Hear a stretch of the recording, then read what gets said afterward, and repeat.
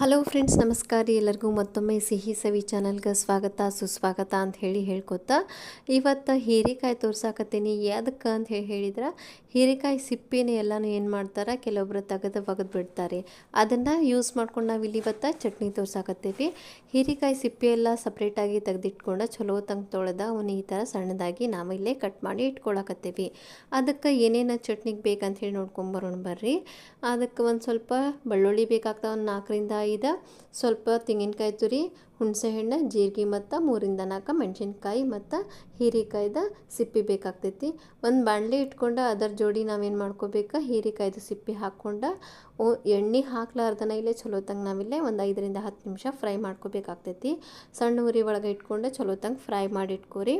ಒಂಚೂರು colour change ಆದ್ರೆ ಸಾಕು, ಭಾಳ ಏನು ಹುರಿಬೇಕಂತೇನಿಲ್ಲ. ಅದ್ರ ಸ್ವಲ್ಪ ನೀವು ಸ್ಮೆಲ್ ನೋಡಿದ ಕೂಡಲೇ ಗೊತ್ತಾಗ್ತೈತಿ. ಸ್ಮೆಲ್ ಹೋದ ಕೂಡಲೇ ಅದನ್ನೇನು ಮಾಡಿರಿ, ಒಂದು ಸೈಡಿಗೆ ಒಂದು ತಾಟೊಳಗೆ ತೆಗೆದಿಟ್ಕೋರಿ. ಅದೇ ಬಾಣಲಿ ಒಳಗೆ ಒಂಚೂರು ಎಣ್ಣೆ ಹಾಕ್ಕೊಂಡು ಜೀರಿಗೆ ಹಾಕಿ ಫ್ರೈ ಮಾಡ್ಕೊರಿ. ಅದಕ್ಕೆ ಮೆಣಸಿನ್ಕಾಯಿನೂ ಹಾಕ್ಕೊಂಡು ಹಂಗೆ ಚಲೋ ತಂಗ ಫ್ರೈ ಮಾಡಿರಿ. ಈಗ ನಾವಿಲ್ಲೇ ಬೆಳ್ಳುಳ್ಳಿ ಆ್ಯಡ್ ಮಾಡ್ಕೊಳತ್ತೀವಿ. ಒಂದು 5 ಬೆಳ್ಳುಳ್ಳಿ ಹಾಕ್ಕೊಂಡೀವಿ. ಅದನ್ನು ಚಲೋ ತಂಗ ಫ್ರೈ ಮಾಡಿ ಸ್ವಲ್ಪ ಕಲರ್ ಚೇಂಜ್ ಆಗೋತನ ಚಲೋ ತಂಗ ಫ್ರೈ ಮಾಡಿ ಇಟ್ಕೋಬೇಕಾಗ್ತೈತ್ರಿ. ಈಗ ನಾವು ಅದನ್ನೆಲ್ಲ ಇನ್ನೊಂದು ತಾಟೊಳಗೆ ಟ್ರಾನ್ಸ್ಫರ್ ಮಾಡ್ಕೊಂಡು ತೆಂಗಿನಕಾಯಿ ತುರಿನ ಆಯಿಲ್ ಇರಲಾರ್ದಂಗನ ಚಲೋ ತಂಗ ಇದನ್ನು ಫ್ರೈ ಮಾಡ್ಕೋಬೇಕಾಗ್ತೈತಿ.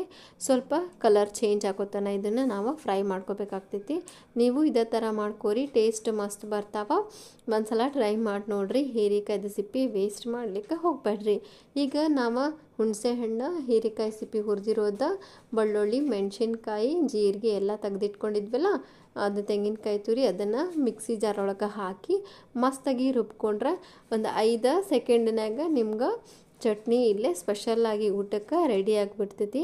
ಅದಕ್ಕೆ ನೀವು ಒಂದು ಸ್ವಲ್ಪ ಉಪ್ಪು ಹಾಕ್ಕೊಂಡು ಚಲೋ ತಂಗ ರುಬ್ಬಿ ಚಟ್ನಿ ರೆಡಿ ಮಾಡ್ಕೊಂಡು ಊಟಕ್ಕೆಲ್ಲ ಸರ್ವ್ ಮಾಡ್ಕೋರಿ. ನೋಡಿರಿ ಇಷ್ಟು ಮಸ್ತ್ ಬಂದಾವ. ನೀವು ಮಾಡ್ಕೊಂಡು ತಿನ್ನಿರಿ, ಹೆಂಗೈತೆ ಅಂಥೇಳಿ ನಮಗೂ ಹೇಳ್ರಿ. ನಮಸ್ಕಾರ. ಇನ್ನೊಂದು ವಿಡಿಯೋ ಒಳಗೆ ಸಿಗೋಣ ಅಂತ.